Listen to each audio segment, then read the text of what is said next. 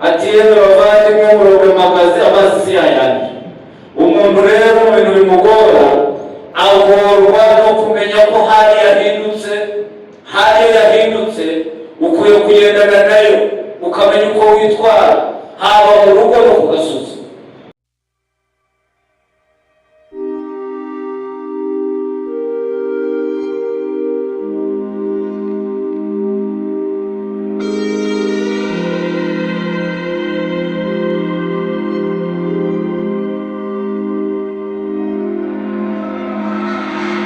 Iyi hadithi yaturutse kwa Salama avuga yuko igihe kimwe intumwa y'Imana Muhammad sallallahu alaihi wasallam yari yarayiwe ngo nuko mwijoro hagati ashigukira hejuru arikanga aravuga ati subhanallah ubutagatifu n'ubw'Imana madha unzila al-laylatu min al-fitani mbega ijoro nahaweme inzozi z'ibigeragezo n'ibihano bizagwirira umma wanjye nyuma yanjye wa madha futihati min al-khazaini mbega ibigega byafunguwe turaza kureba ibyo ari byo.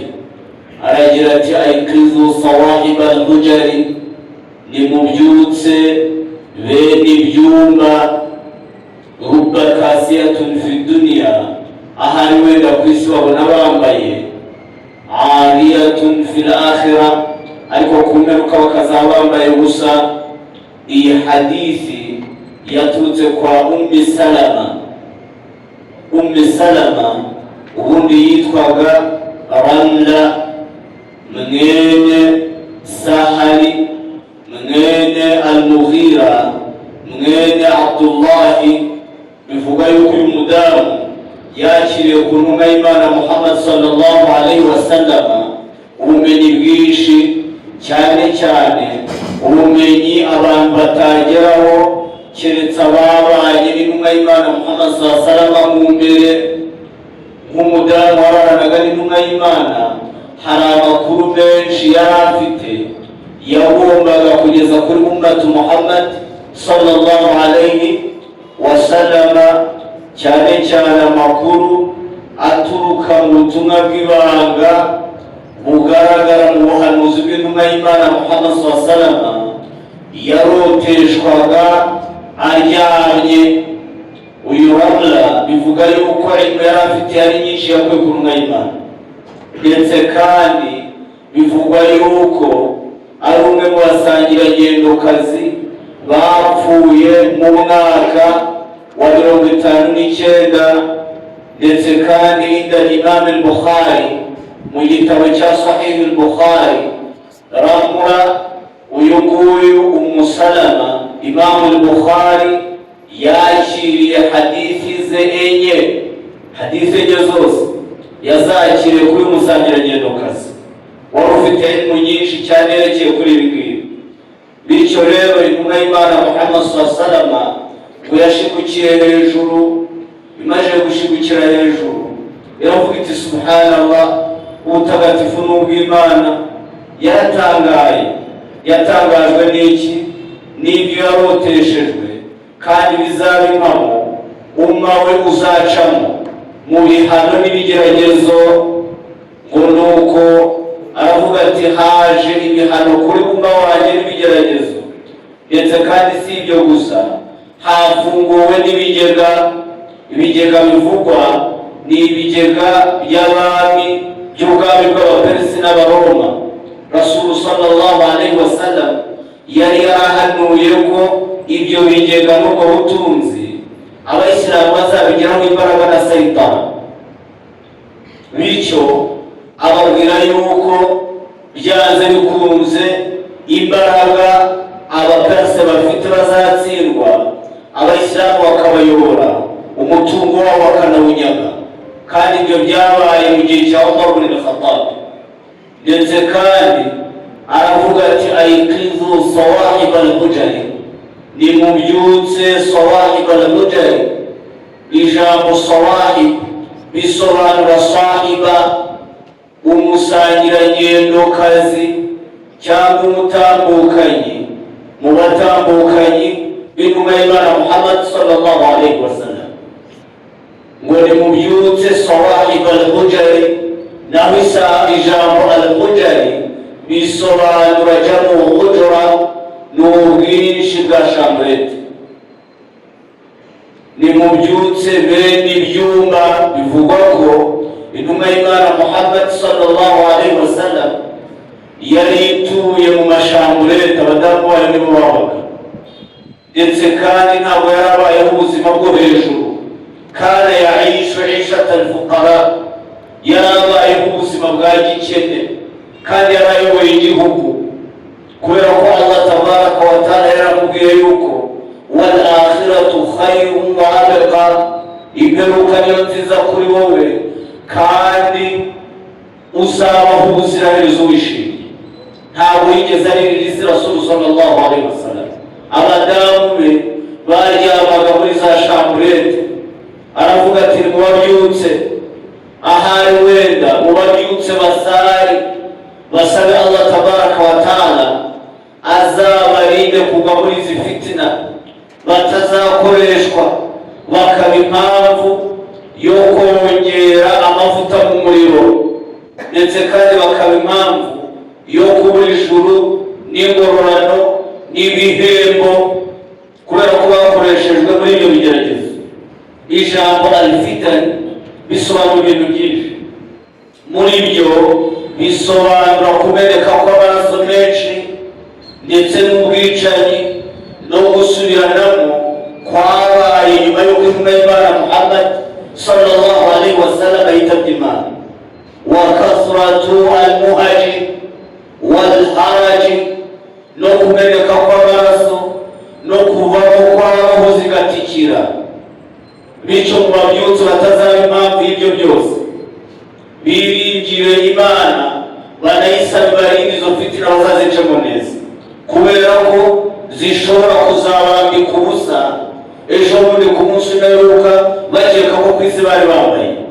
Waqad rawa al-Imam Muslim fi sahih, Imam Muslim mu gitabo cye cyitwa Sahih, wa kadhalika Tirmidhi fi sunani, n'igitabo cya Tirmidhi cyitwa Sunan, wa Ibn Hibban, na Imam Ibn Hibban mu gitabo cye yise Sahih, cyitwa Sahih Ibn Hibban, an Thawbana, biturutse mu bwakirizi bw'umusangirangendo witwaga Thawbana.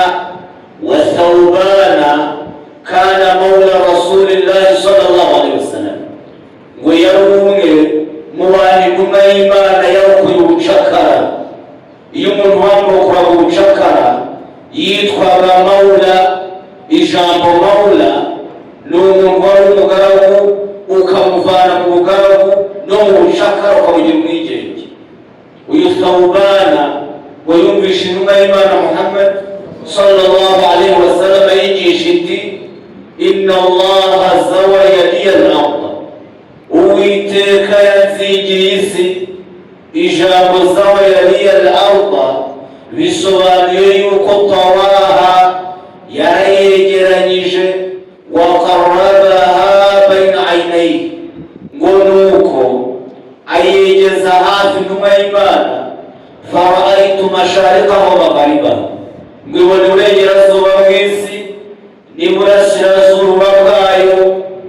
Arangije abwira abasangirangendo ati wa inna ummati satablughu mulkuha ma zuya minha, ngo kandi ubwami bwa umma wanjye buzagera aho nazingiwe hose. Intumwa y'Imana ashaka kuvuga ko Ubuyisilamu buzava mu bigobe by'Abarabu bukambuka bukajya mu bazungu, bukamanuka muri Afurika bukagera kure. Ubwo bwose n'ubuhanuzi bw'intumwa y'Imana Muhammad sallallahu alaihi wasallam. Ndetse kandi anababwira yuko yasabiye ummatu Muhammad sallallahu alaihi wasallam ibintu bibiri, ngo kandi wasa'altu al-ummati amrayni, nasabiye umma wanjye ibintu bibiri. Ikintu cya mbere, ala yuhlikahumullahu bisanatin bi'ama, ko Allah tabaraka wa ta'ala azaboreka ndetse akagareka ingobo, bose akaboreka akabavanaho, nk'uko abasigaye kuri Qawmu Nuh batinjiye mu nkuge Allah tabaraka wa taala yaboretse. Nuko Nuh alayhi salam yitwa se w'ibiremwa wa kabiri nyuma ya Adam alayhi salam. alla yuhlikahum Allahu bisanati bi'am, ko ubawaje Allah atazaboreka bose ugashiraho. Icyo ni icyambere asabye Allah kandi yarakimuhaye. Abantu bashobora kuba bari batari bose.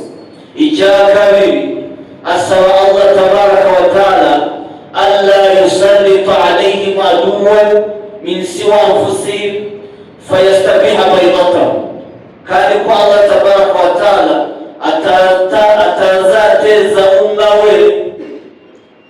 umwanzi uturutse hanze akaza akabarekura akabamaraho. Aka kanya ntabwo umwanzi yava hanze ngo ashobora Abayisilamu, bakakoresha abantu basenze, abantu b'indyarya, abantu bakunda isi n'ubuyobozi, babandi bahora bafashe intebe batinya ko izagenda kandi undi izagenda. Abo ngabo abanzi bakabakoresha, bakabakorera ikhram, bakarimbura, bakagarika ingogo.